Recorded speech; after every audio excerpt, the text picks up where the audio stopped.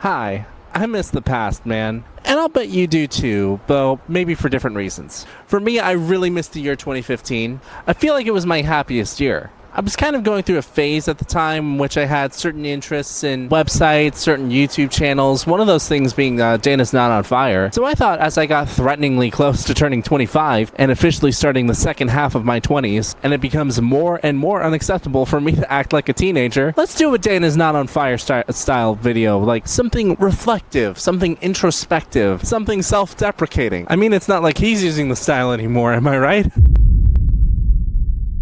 I'm a highly hypocritical person. It's like I have the minds of two completely different people competing in one flesh trench coat. Maybe that's why I weigh as much as two people. I don't know how many other people have contradictory thoughts to such a severe degree that I do. Part of why I'm making this video is because I kind of want to find out.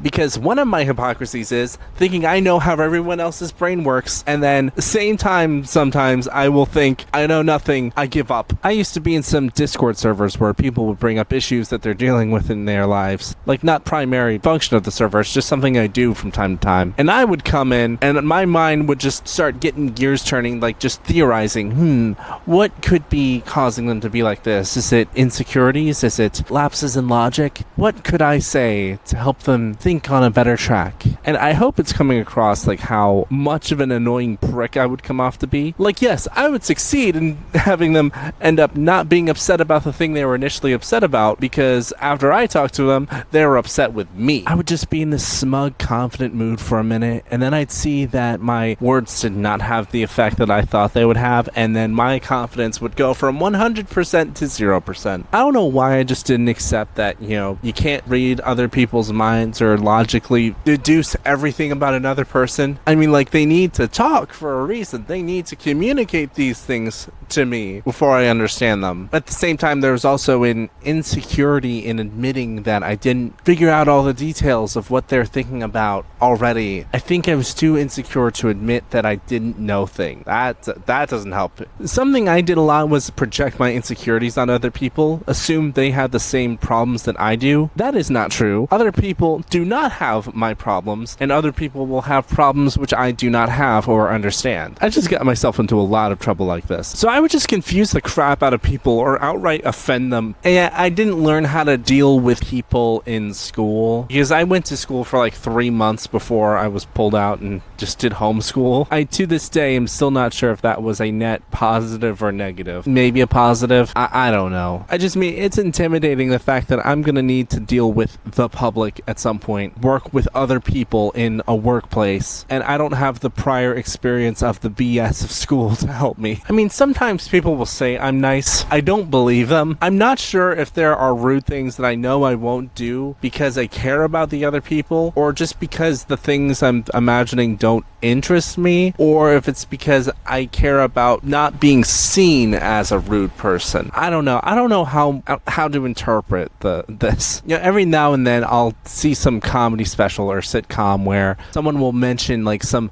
question, some situation where they're like, you don't do that, you don't ask people that, and I'm like, yeah, it's kind of an unusual thing to do, but why is it this big of a deal? Maybe I don't do well with hypotheticals. Maybe I don't know how to imagine how I would feel in a moment if I was actually like if it's in my imagination and I'm too emotionally detached from it. I don't know. Maybe I judge myself in my imagination too harshly because I react to things in my imagination too lightly. Like, I will lay in my bed awake at 2 a.m. and imagine the sound of knocking on my bedroom door, and I would think, I should be scared by the thought of this, and I wouldn't be. That is until a precariously stacked box falls near the door and actually makes the sound of a knock and actually scares the crap out of me. Heart rate rising and everything. Anyway, yeah, there was a time when I thought that I was a considerate person because I would think a lot in my head before I would say things, but not the right things. I would overthink in the wrong direction. And moving on to the next hypocrisy is like, I'll be in my room, look around and think, oh yeah, this is okay.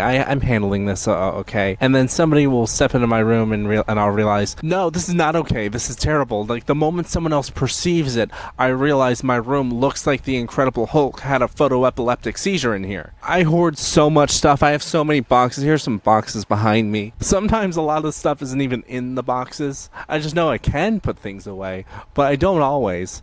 just so often stuff is just sprawled out everywhere, and it's embarrassing when somebody actually sees it. But when I'm in here, it's like, that's a problem for future Homer. Boy, how I don't envy that guy. And yet there are some times when I think, oh, I have this under control because I know how to keep it under control. I just don't do it. I have a bunch of boxes and shelves to put those.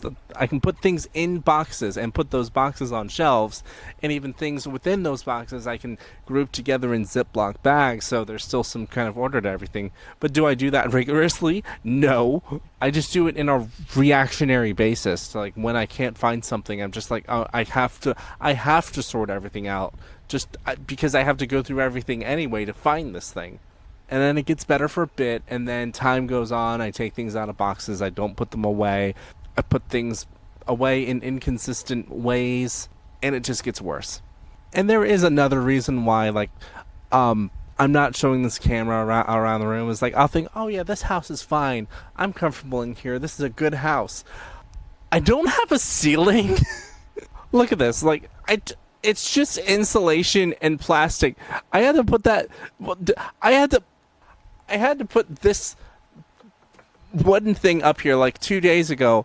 Yesterday, because this plastic is threatening to fall down. This is not an okay look, and I know it, but I only know it when the camera's on.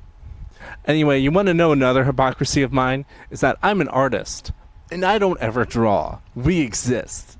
For some reason, in 2014, or I was the age of my 14th birthday, I decided I'm going to be an artist when I grow up. I'm going to be an animator. I'm going to create a story that people will love. Have I done that? No. I think, I can imagine this world. And I can't imagine characters for the life of me. I cannot write characters. I cannot write fiction. My imagination is more dry than the Sahara Desert. And yet I say this is what I'm going to do, and I don't. And I used to at least draw. I used to at least make drawings. That was in like 2015, the first half of 2016, and then I stopped. I don't know if it was insecurity, embarrassment. It was insecurity probably. And I know I shouldn't stop. And I know I should get back into it because I know I improved. I've gotten better, but it's still not good enough. And it kind of doesn't feel like a real job, like being a YouTuber. But it's like I kind of have to do these things because I keep thinking about them. They are the things that occupy my mind so much that I do need. I don't know if it's a sunk cost fallacy or something, that all this contemplation, considerations like this. I think this is just where my mind goes. I have to use this.